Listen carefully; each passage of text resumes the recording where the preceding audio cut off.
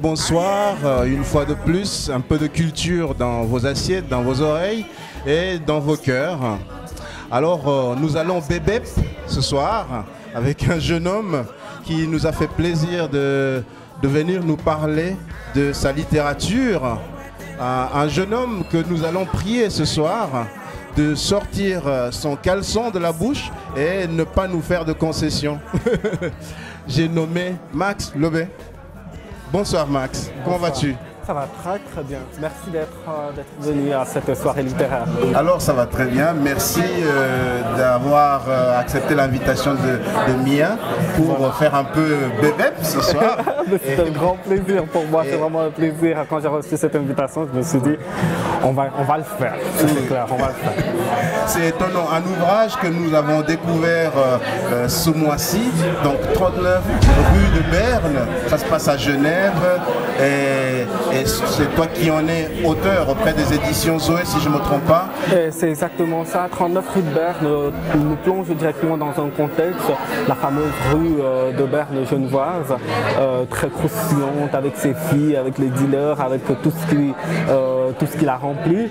Et puis je me suis dit, c'est là que doit se dérouler cette histoire helvético-africaine, parce qu'on fait des va-et-vient entre l'Afrique, notamment le Cameroun, et plus précisément Douala, et Genève en Suisse.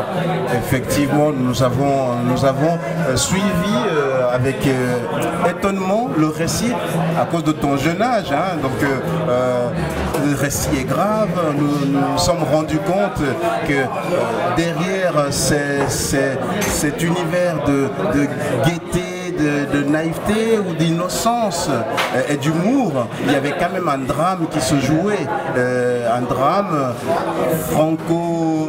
helvético-camerounais, comme tu le dis, mais c'est un drame grave, n'est-ce pas? C'est grave, bien sûr. Les faits soulevés dans le livre sont des faits graves. Mais il y a encore un lecteur qui me disait récemment, mais tout est pourri dans le livre, tout est pourri, même les personnes qu'on se disait, mais non, quand même pas lui, mais tout est pourri. C'est un système qui est façonné comme ça depuis le Cameroun jusqu'en Suisse. On se rend compte qu'on ne peut faire confiance en personne. Mais c'est pas parce qu'on parle de quelque chose de grave qu'on ne peut pas rire. C'est vrai. Qu'on ne peut pas rire. Moi, j'ai été très marqué par cette littérature négro-africaine qui parle des difficultés de l'Afrique, des difficultés des immigrés en Afrique, tout en gardant un certain ton de drôlerie comme ça, oui, comme si en fait voilà, on parlait de quelque chose de normal. Et moi j'ai constaté ça plusieurs fois dans les communautés africaines. À chaque fois que je me retrouve avec des cousines et autres, des fois elles me racontent des histoires. Mais je dis mais ça s'est vraiment produit. Mais on en rit. Il y a une femme qui s'est fait tuer par son mari. On en rit. Et c'est ça que je trouve excellent. Et peut-être on va parler de la langue et tout. Et je me disais mais on ne peut pas raconter ces histoires-là en parlant le français de Paris. On ne peut pas le faire. C'est vrai. En tant que mianote, et par rapport à beaucoup de gens qui nous suivent, en général, on aime ce rapport à l'Afrique authentique. Tu ramènes dans ton récit des particularités africaines.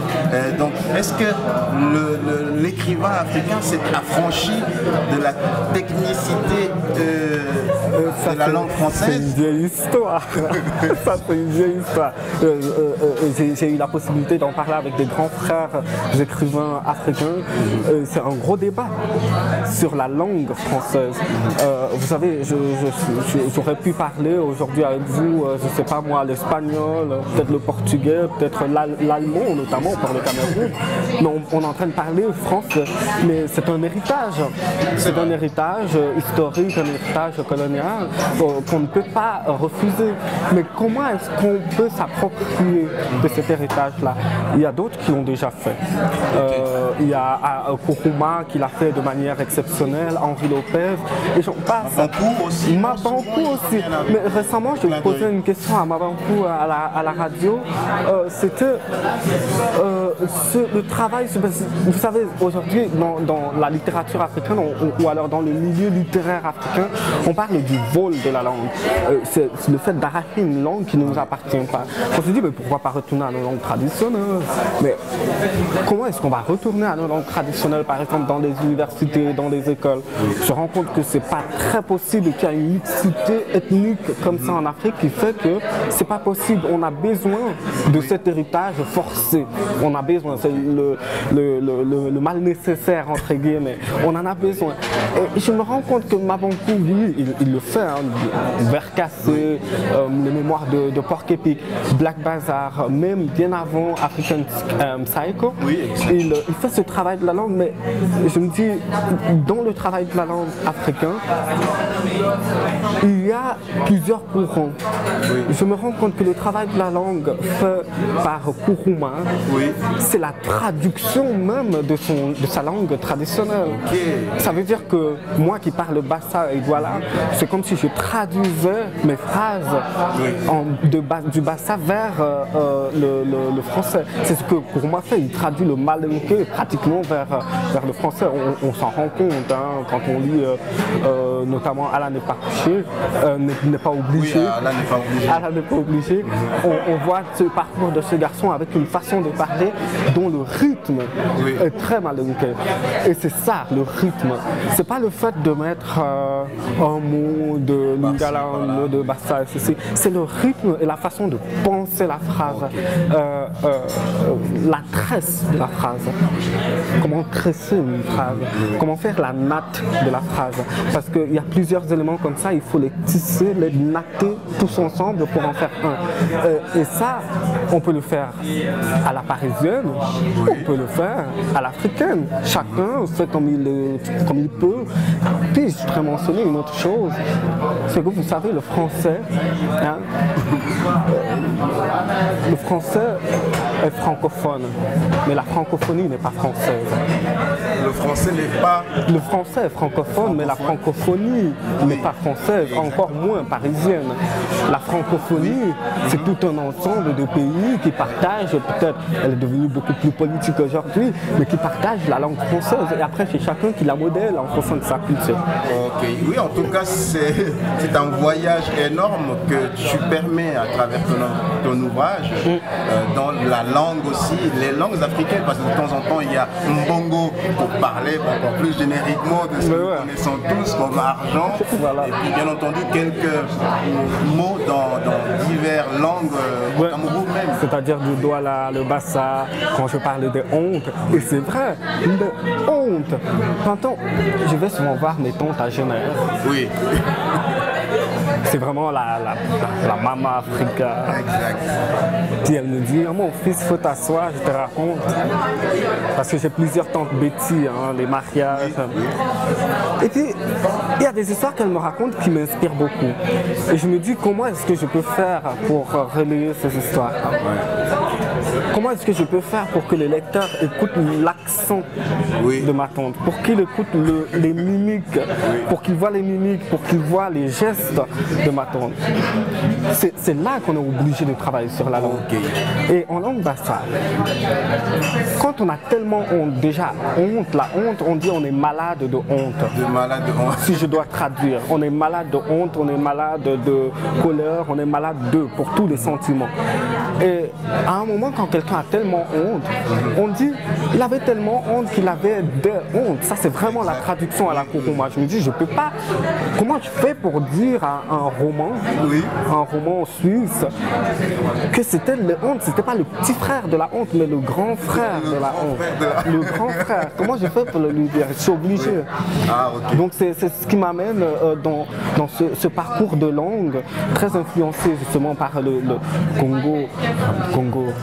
Bien sûr. Hein? C'est un pays énorme qui a des influences partout, des influences culturelles en Afrique et au Cameroun notamment. On danse beaucoup le ndombolo, on mange beaucoup le fumboa, en tout cas qui a un autre nom au Cameroun et tout ça. Donc on partage beaucoup de choses culturelles, mais surtout, on est des Bantous. Des Bantous, c'est vrai, c'est quelque chose on est des Bantous. On dénote avec une certaine fierté quand même dans certaines phrases de certains personnages. À certains moments, quand la mère fait souvent sa princesse bantou et tout ça, ça nous fait sourire. C'est affectueux aussi vis-à-vis de nos mamans. Je me suis j'ai jamais réussi à me couper de l'Afrique. Jamais. Ça fait bientôt 9 ans que je vis en Suisse. Mais plus je vis en Suisse, plus je me sens africain. Plus je me sens bien en Suisse, plus je me sens africain.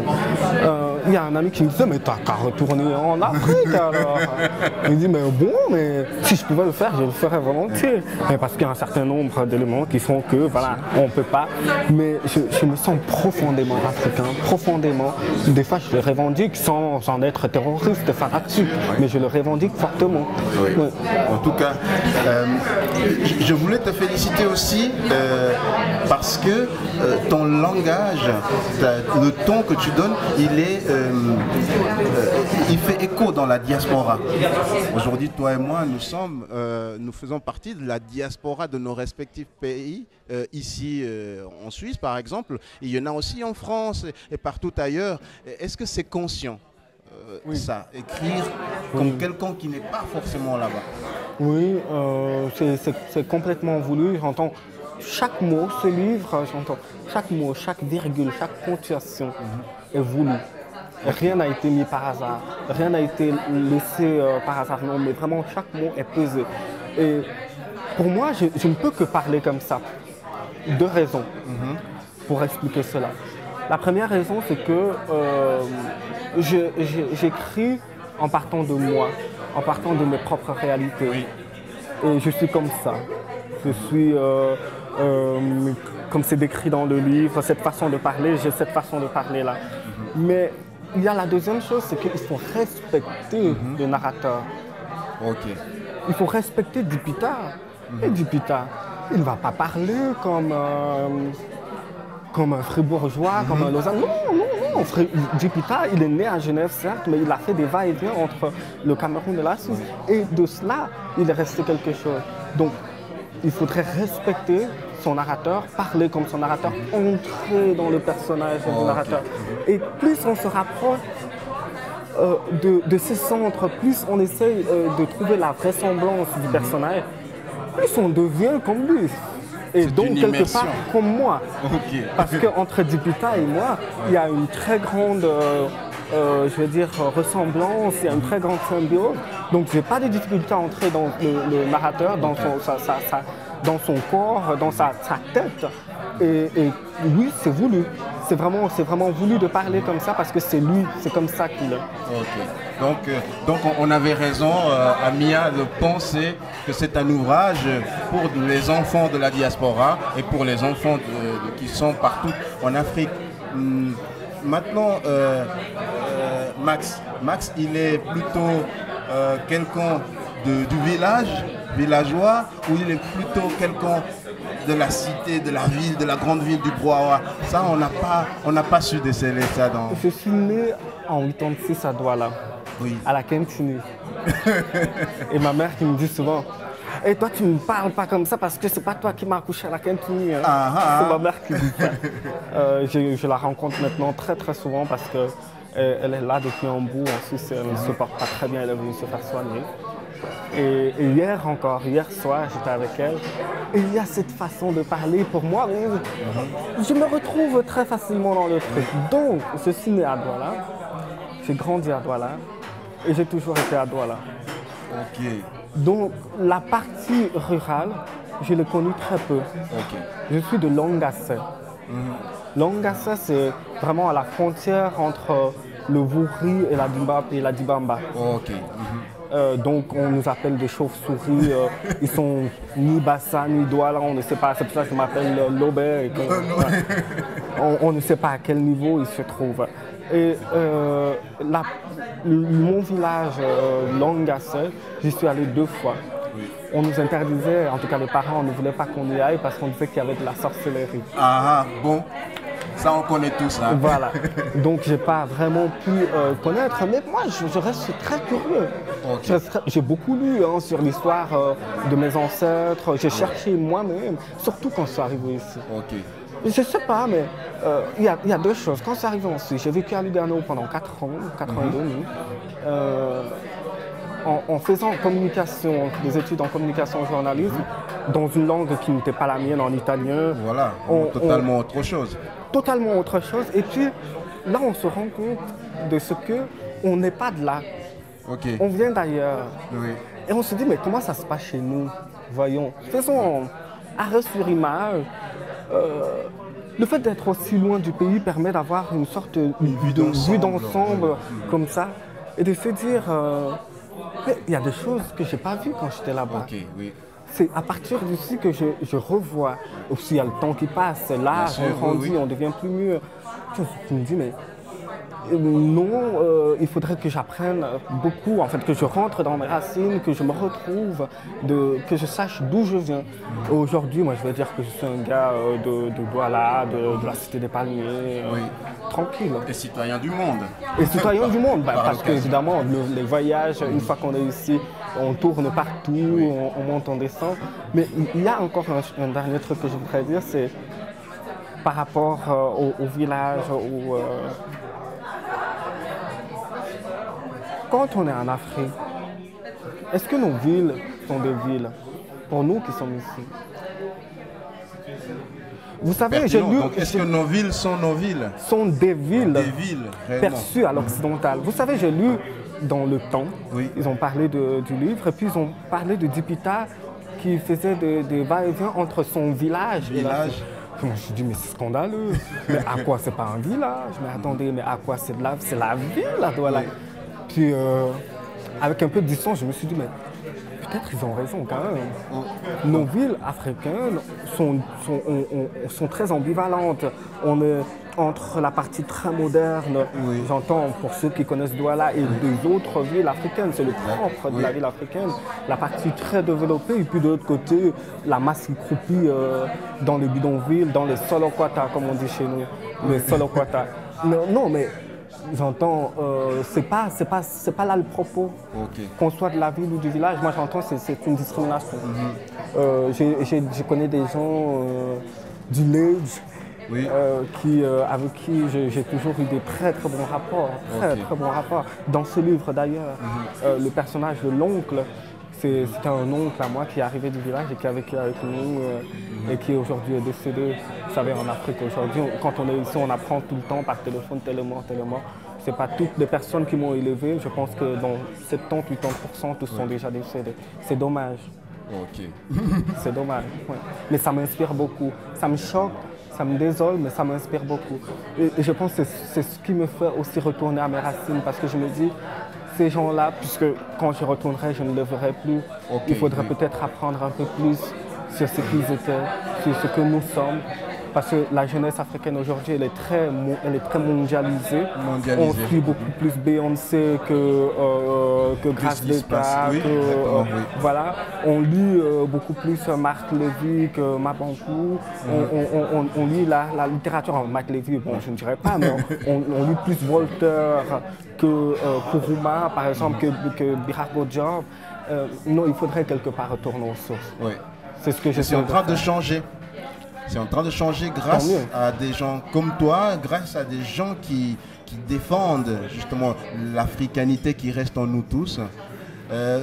Donc nous arrivons à la fin de notre entretien, Max. Quels sont les rêves que tu aimerais partager avec nos amis de partout ailleurs qui suivent Mia? Les rêves. Moi, franchement, c'est pas un rêve, hein, mais peut-être je vais te dire le rêve après. Non, j'ai envie de danser du makossa. C'est drôle, hein, mais très souvent, à la maison, j'en mets à fond. Oui. À fond. Le plus souvent, quand on sent qu'on a perdu complètement le contact, on s'est dit, mais la seule chose qui peut nous redonner un peu de bonheur, c'est de retourner justement à cette musique-là. Oui. On est en train de parler là de la pointe de l'iceberg culturel africain. Oui. On est d'accord, parce qu'on ne rentre pas dans les profondeurs des traditions et des coutumes africaines. Là, j'aurais un tonnerre de critiques à faire. On reste là dans la superficie. Et pourquoi je voudrais danser le makossa? Ça, c'est le rêve. J'aimerais bien retourner une fois et trouver ma mère comme je l'ai vu hier, et qu'on ait un sentiment d'aboutissement. Aboutissement. Dans l'aboutissement, il y a beaucoup de choses, je ne vais rien citer, mais qu'on ait un sentiment d'aboutissement, qu'on l'a fait finalement. Ouf. On l'a fait, vous me comprenez, c'est pas facile quand on est en Europe.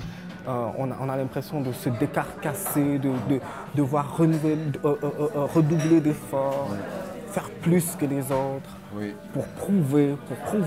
Et en même temps, on se dit, mais j'ai pas envie de prouver, j'ai envie d'être moins. Mais il faut prouver. Et j'aimerais qu'un jour, je me dise, non, il n'y a plus rien à prouver, tout est fait. L'aboutissement. Mais je ne sais pas si ça va arriver un jour. En attendant, je vais quand même danser le makossa.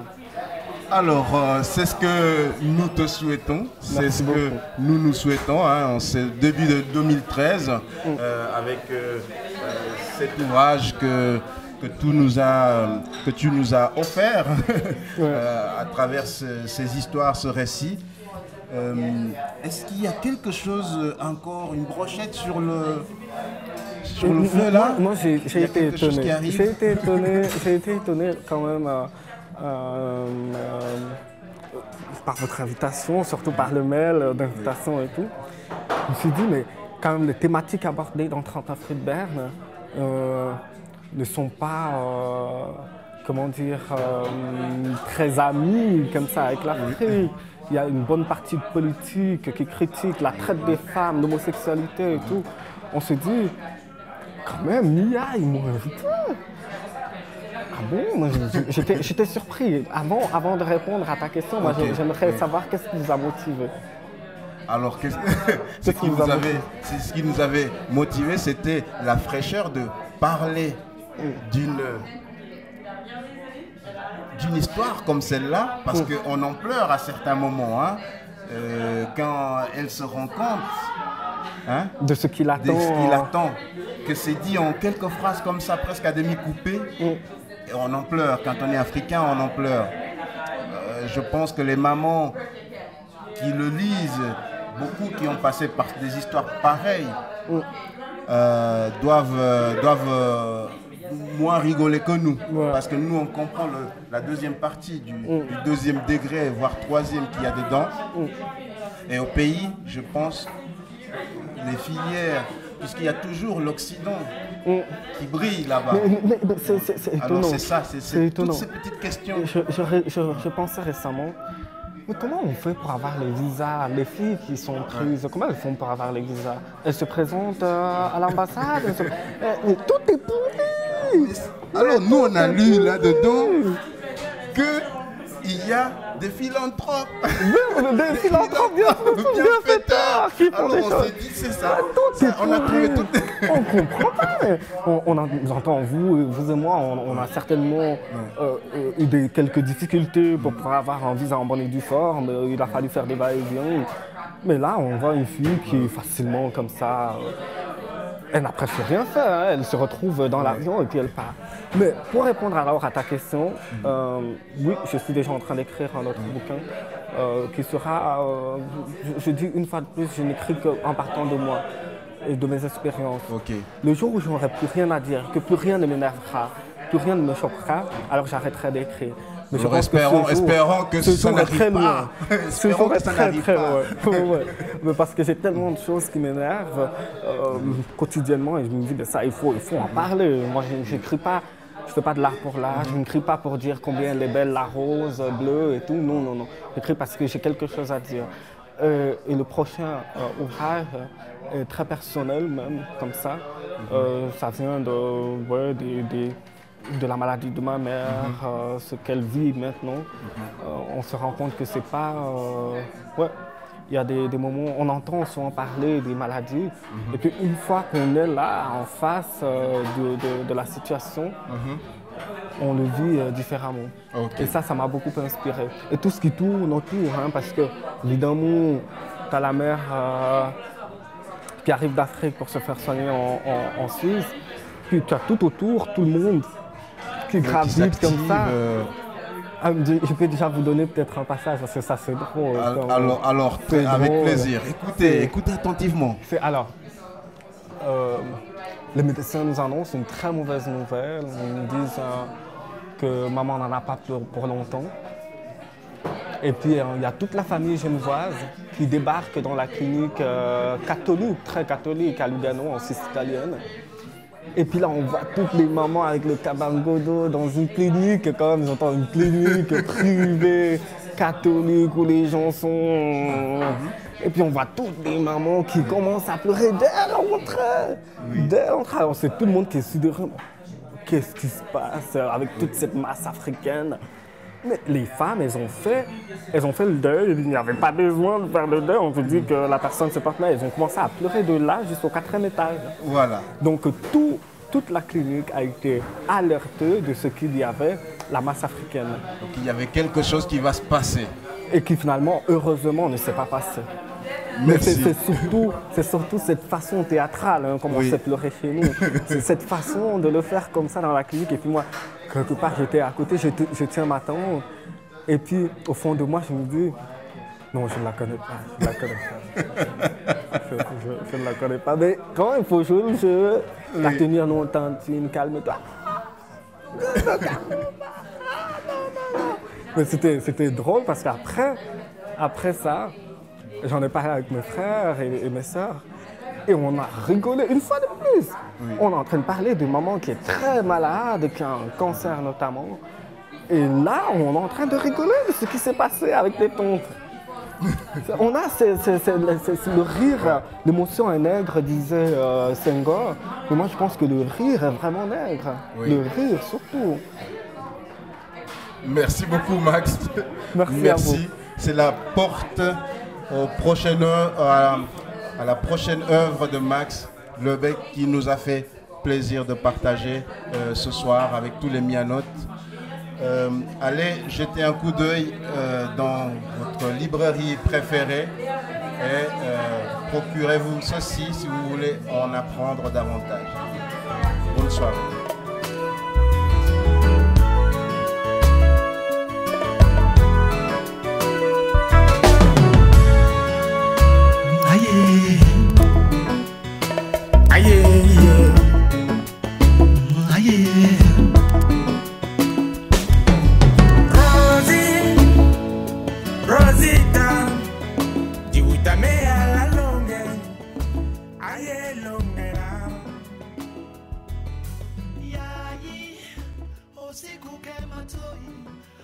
Singamusia malonge